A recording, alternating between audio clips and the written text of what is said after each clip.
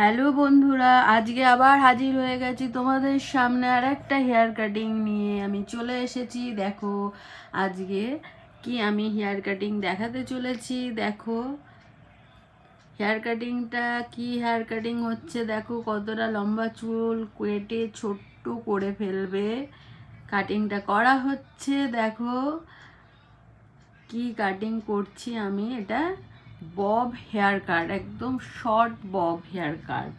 উনি একদম ছোট করে হেয়ার কাট করবে, আমাকে বলেছে ছোট করে, একদম ছোট করে, যাতে গরম না লাগে ওনার, সেইভাবে আমাকে কেটে দিতে হবে। তাই আমি ওনার পছন্দ মতন আমি যাতে কাটতে পারি সেইভাবে আমি ওনাকে চুলটা কেটে দিয়েছি,